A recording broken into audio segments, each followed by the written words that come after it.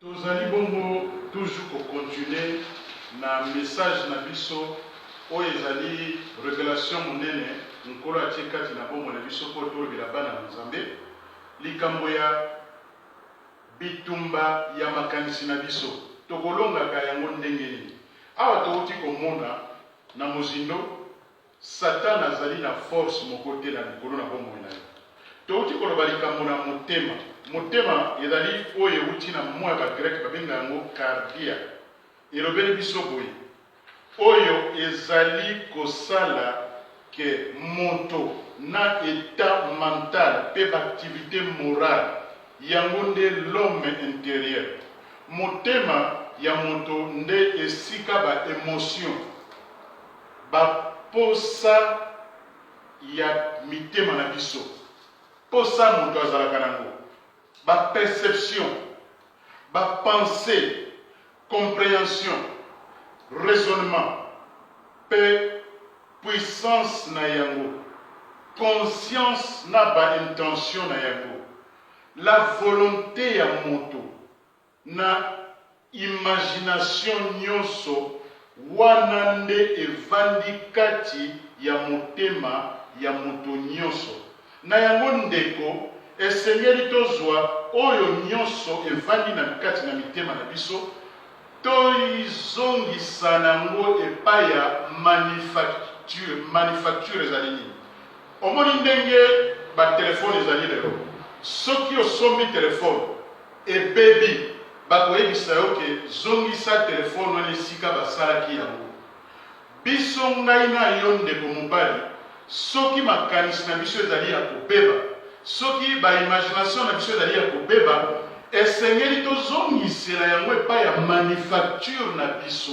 Manufacture na biso nde tata Nzambe na nzela na Yesu Kristo ayaki na mokili oyo akufelaki yo na ngai. Ngai pe tozalaki biso nyonso bato ya kobunga. Me na nzela na Nzambe tozongeli Nzambe, Nzambe alakisi biso. Tolobi ete tozali komona bato mosusu awa. Bato mosusu bazali kovivre na culpabilité kati na bomoi na bango. Ndenge famille erejete bango, ndenge basundolaki yo na ngai na vie oyo, kotambola na soni na elongi pe humiliation, pe bato balingaka yo te, pe famille epai obima na mokili oyo, ba famille mosusu inceste elati bango na bomoi. Ba famille mususu bandeko babimaka me evandi wana evandi na mitema na bato yango tozolinga tokota nde na mozindo na makambo oyo bangaka tango nyonso. Mama na yo na papa na yo lelo ozali na mokili oyo osi obimi ndeko na nga. Injustice judiciaire pe injustice sociale et économique ya système ya molili ya mokili oyo eye kovanda kati na bomoi na yo na ngai.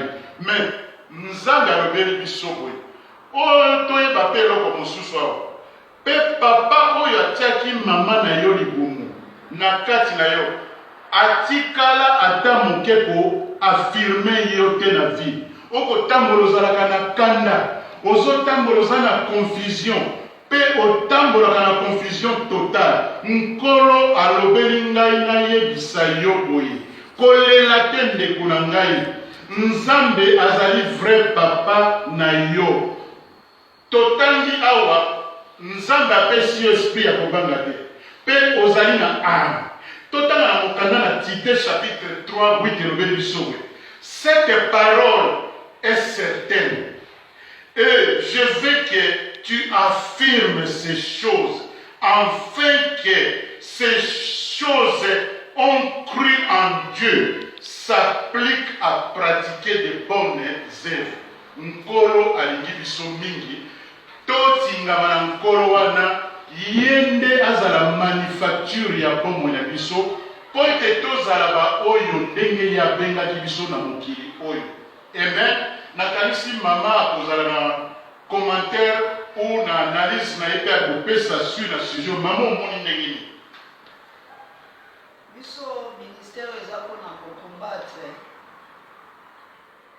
makambo oyo bato bakokaki te bakosala te po biso toloba yango toza na ministère ya bibombabomba mabe fo tosakolomba nzambe eza ya kobomba te yango tozoloba totala bafamille oyo tolingama te totala baplace oyo ekangama me tokomi na ntan oyo fo tofungwama ndenge papa toloba na toyei kobalisa te tosala makambo ebele tobomba toloba te yango makanisi na biso ezalaki ya mabe fo tofungwama toyebisaka bana polele place touti toyebisaka mwana place oyo tata nazali soki tolobi te tokomi na ntan oyo ekomi ina fo toloba de verité mpo bagénération na biso bano toboti bazala bato ya malamu bazala bato bakende liboso mpe biso tokende liboso sino soki tobombi yango tokosala eloko moko te donc toza na ministère oyo ya New Concept Evangelistique Center mpo toloba tokombate violence oyo ekangami na bana mpe na bandako na basosial touti tolingama te na bafamille